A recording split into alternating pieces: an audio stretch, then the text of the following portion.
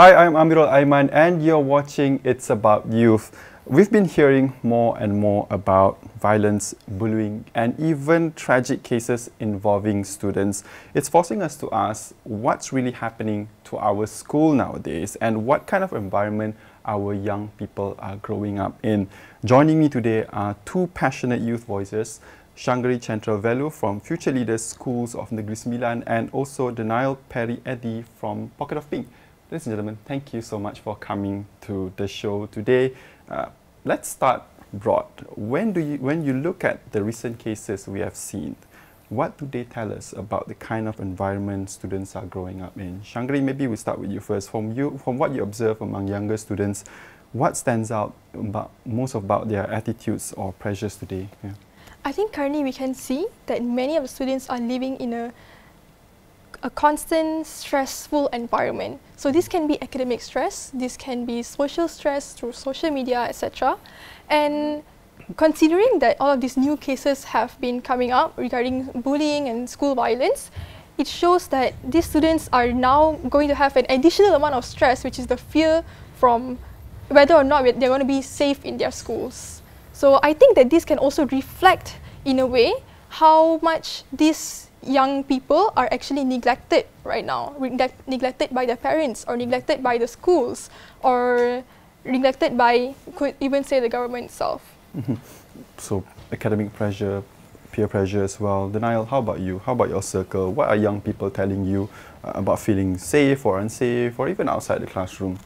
So for me personally, I think we can see that it shows that while our students nowadays are more connected and more expressive in more expressive generations, they're also navigating in an environment where they haven't caught up in the realities that they face, especially emotionally and digitally.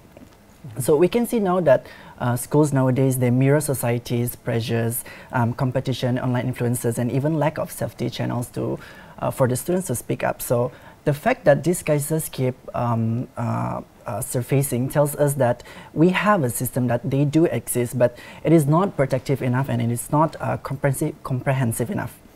And the safety framework needs to evolve beyond just physical discipline. It needs to include emotional safety, digital well-being, as well as stronger intervention systems.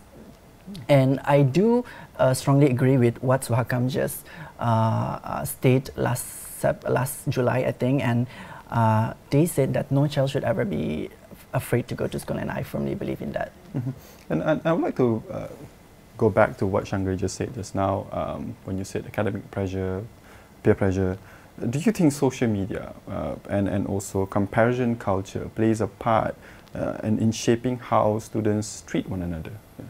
Yeah, I do think that social media does play a role, but we shouldn't say that it's only social media that is playing the role.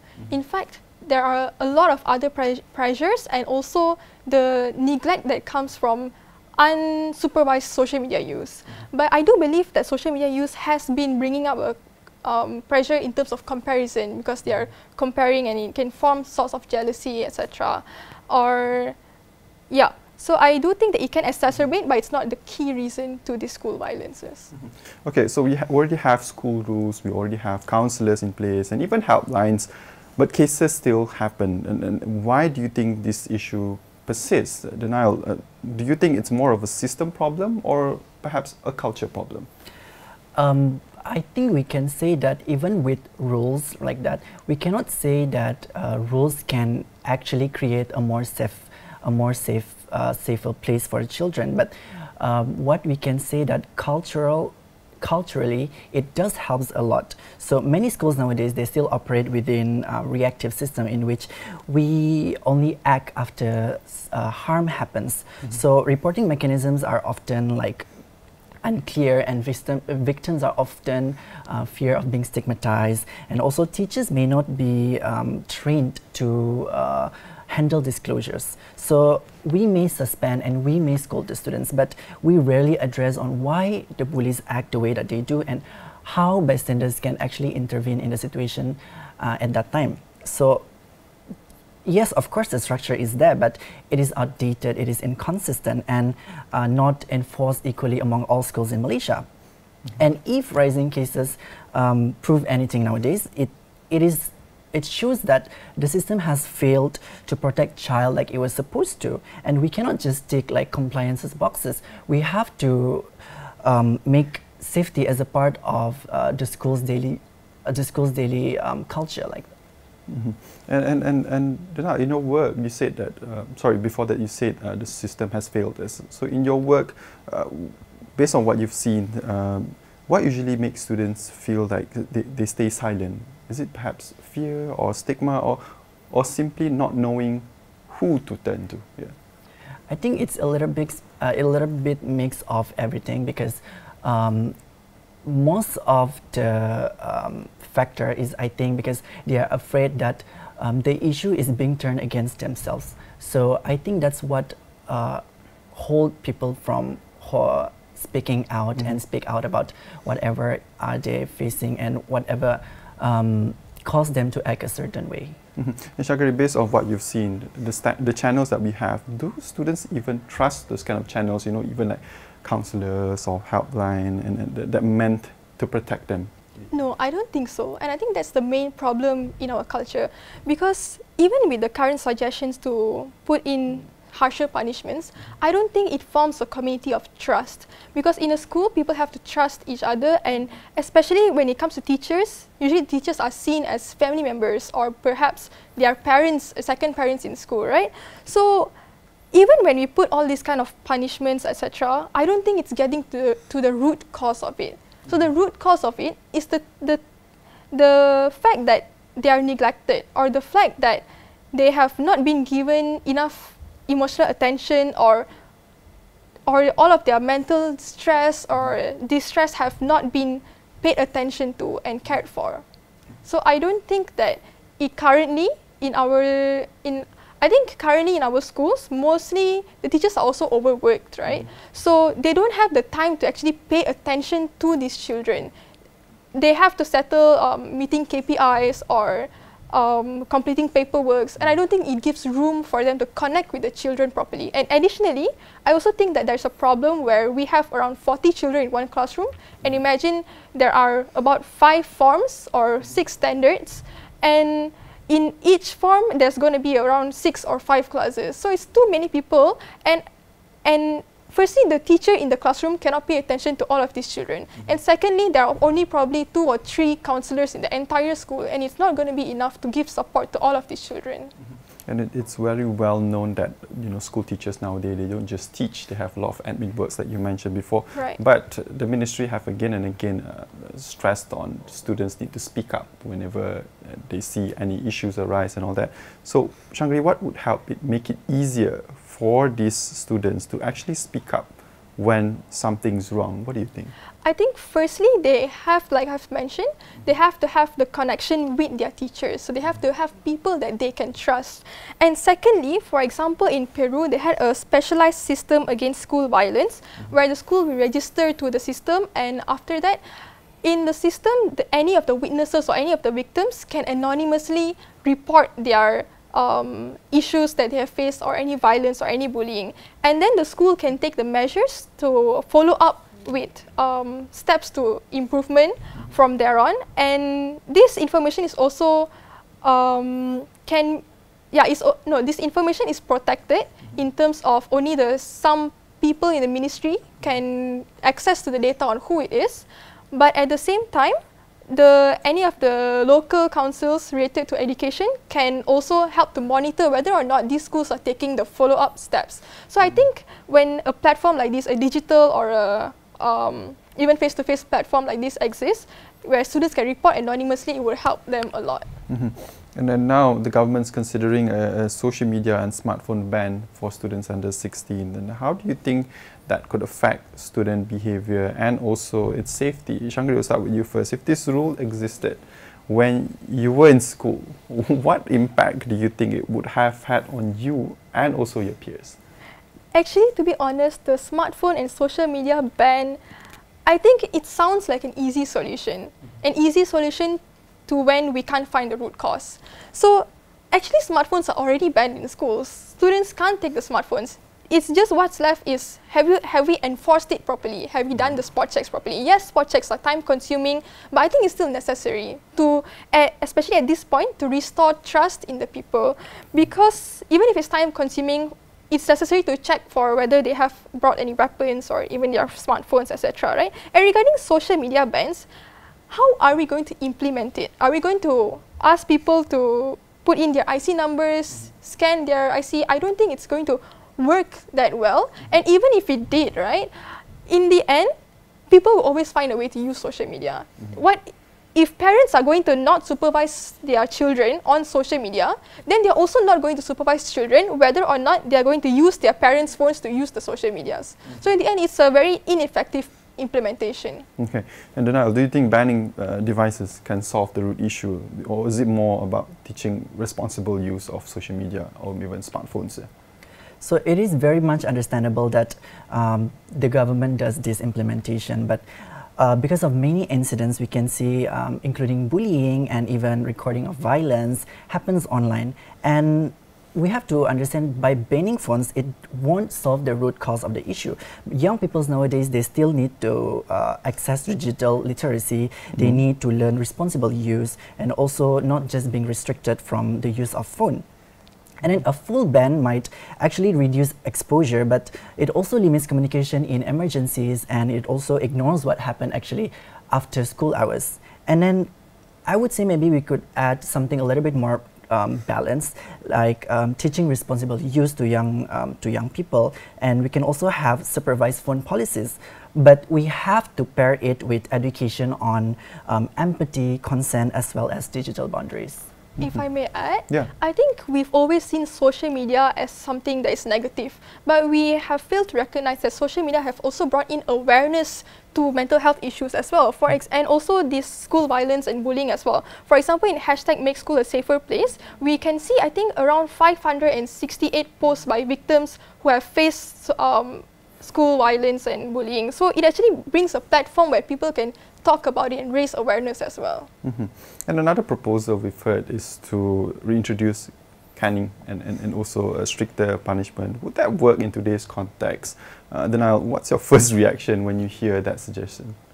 So I personally don't think that caning will solve the problem in the long term, but it might actually create like a short-term fear, but not understanding or empathy. So unconsciously we are creating a repeating cycle of using violence to control violence. So I really, don't get me wrong, I really do understand that we need disciplines, but we have to get disciplines through respect and not fear. So schools actually should teach more about accountability than humiliation, because in the long run, humiliation will only affect the child's self-confidence in the future, right? And we do not want that.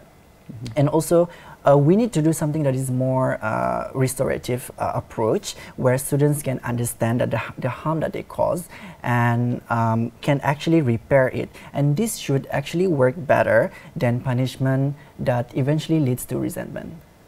And what about you, Shangari? How do you think about the students? How do you think students would respond to that? I think, like Dan said, caning or giving any harsh punishments, there are also forms of violence as well towards children. It's actually a very short-term plan, and I don't think it still addresses the root cause. It's a very easy implementation. Okay, you do something wrong, I'm going to punish you. You do something wrong, I'm going to punish you. But in the end, is it actually solving it? No. And if we are going to do any sort of punishment, then it should be something that is reflective, something that they can think about the people who have made the mistakes, right? And I don't think it has to stop at the punishment level. After that, you have to give them guidance. After that, the counselors have to give them the support to help them change, because you can't just give a punishment and expect that they're going to change by themselves, right? And when we think about caning, it means that when those teachers who have power, they are showing or implying that when you have power, then you can dominate, and when you can dominate, then you can do whatever you want or do any sort of violence to the children. So what does this imply? It's going back to the same basis of bullying itself. Because bullying itself is when you have a power in terms of social status, then you're thinking that, oh, I can do whatever that I want, then I can dominate over people. So I don't think it's giving a good example either to the children. So let me get it straight. Both of you disagree with the implementation of caning as to solve the root issue. But some parents and teachers believe that disciplines are needed, and some of them are for caning because it was during back in their generation, but others says it creates fear as well. So why are these opinions so divided between these two generations? Shangari, do you think it's because generations see respect differently? Yes, I do think they do see respect differently, and at the same time, I think they are comparing the amount of stress levels of children as well. They always like to compare that. People in the past generation have undergone so much amount of stress, and they were still doing alright.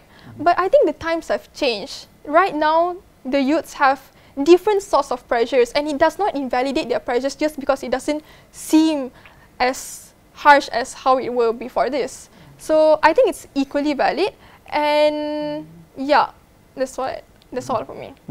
Then how do you think we can bridge this gap of mindset between these two generations? So just like Sheng said just now, actually at the end of the day, both of these parties, they actually want the same thing, which is to have safe and respectful children. But it's just that their approaches are very different, and some see like strictness as the fastest way to maintain order and misbehavior, while others fear that it might damage a child's trust. So the reconciliation lies in structure with support. So you can be firm without being abusive, and set clear consequences, but also provide counseling and guidance. So when students and children know that adults actually care and have boundaries, they will respond better. So what's important is that discipline should, at the end of the day, they should teach values and not just obedience. So we've been talking about caning, social media ban. So these are all punishments. So now let's look beyond punishment. What are the ways that can we build a safe school culture? Then you've worked with youth programs before.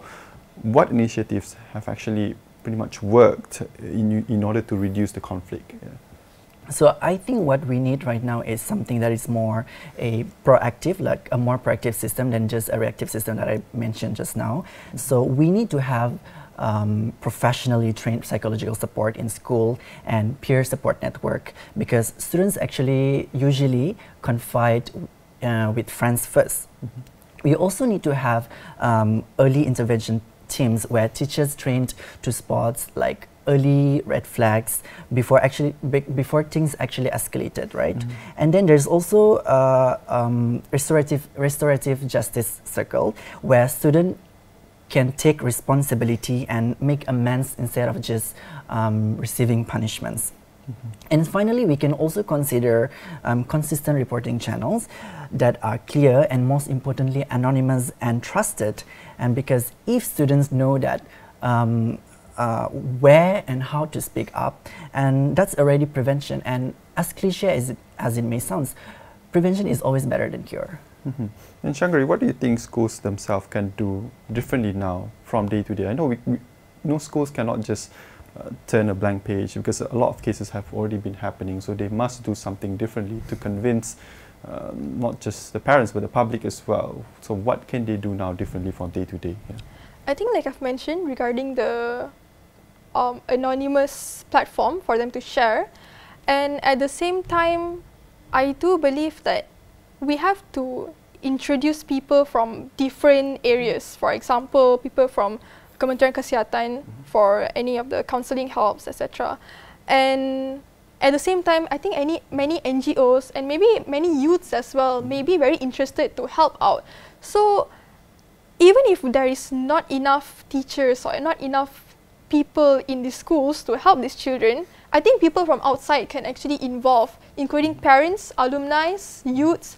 We can have, for example, in a classroom, we can have around 3 mentors for them. So these mentors can be a sort of inspiration to the children. For example, any youths that are going to the university, they can give them inspiration to continue striving higher. And at the same time, these youths are some people who can connect with the children easily, and they have some sort of experience as well. So we can give these youths some sort of trainings so that they can volunteer in schools later on. So it will help schools to form have people that they can trust for children. And at the same time, I do believe that, like Dan said, teachers should have the training as well to be able to spot the small cues. Because I believe that when we talk about bullying and school violence, we only think about it when it becomes too serious, or only when it gets the headlines that we think about it. But no, in fact, every small thing has maybe given a flag, or has given indication to what this child may be going towards to. So I think at that time itself, we should have curbed it as well. And at the same time, I do believe that we should stop when it's small. For example, when someone makes any sort of sexist jokes, or any sort of racist jokes, or comments on anybody, for example, in schools, then it should have been stopped at that point itself, and we should not be enablers in terms of for parents and teachers too. There have been a lot of suggestions and calls made by both of you and also the general public about how we can make the schools safe, better, calls for more counsellors, better teachers with better training, peer support system as well. But Dan, I want to ask you, the bigger question is, are the schools ready for reform? Do you feel like the schools are equipped and ready for it? Yeah. I think this kind of idea is unnecessary, I think. And I personally think we have spent so much years to invest in physical infrastructure, and something that we should have started even sooner and earlier is that we have to invest in human infrastructure. And then something like counseling services, something that are more cost effective than compared to social cause of trauma. So trainings, teachers can be trained on child protection, and something program that can be integrated into the existing professional development. And then we can also introduce like peer support program that can build empathy and leadership among students, that eventually they can turn bystanders to protectors. And yes, of course, these reforms may take time, but the impact can last even beyond school years. And then I understand that we cannot change our curriculum overnight, but the thing is, we don't actually need to overhaul everything all at once. We can implement a base risk fixes now, like supervision, reporting, and counseling, while we review something that is bigger to reforms. And there has been a saying that students aren't just victims, they can also be a part of the solution. Now, how can youth take the responsibility? Shangari, I want to ask you, what kind of student leadership or maybe peer support roles that could make a difference in schools? I think firstly, the students themselves have to understand or be able to identify when a violence is happening or bullying is happening, even when it's small, like I've mentioned. And when that happens, for example, these victims may be scared to voice out. So these friends that have to be able to help them by informing the teacher or reaching out to people that they trust, so that the people that they trust can reach them to the NGOs, etc. And on the other side, that is for school students, right? Now, for youths who have left school, I believe that they should give back to their schools by volunteering again, by volunteering and giving these students a person that they can trust, and build a supporting community, supportive community. And we don't have much time here, so I'll skip to the part where we want to end on a hopeful note. So what would a truly safe environment for schools and also supportive look like to the both of you? We start with Dan first. Paint me that picture. What would a safe and supportive schools look like to you? So for me personally, I think a safe school is one where every student feels seen, heard, and protected, not just from physical harm, but also emotional neglect. If they are not receiving this at home, they will obviously look for this in schools.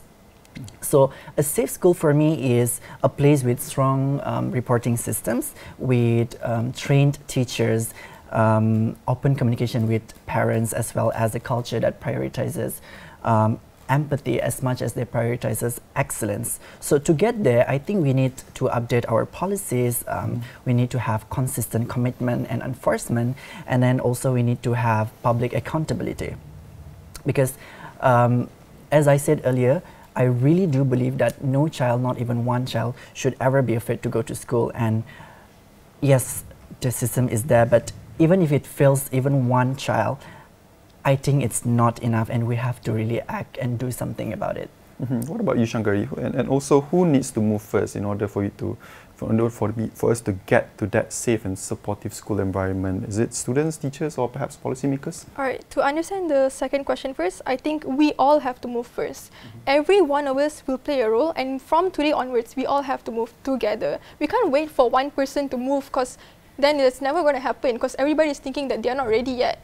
And I think regarding how a school will look like, the supportive school, I think it will be somewhere that is positive, where people can trust one another, where the students have high amount of trust towards their teachers, and a school where the rules and regulations will also involve the participation, active participation of the students. And when it comes to punishments, they not only get a reflective kind of punishment, but they also get the support later on to move on and turn into a new leaf.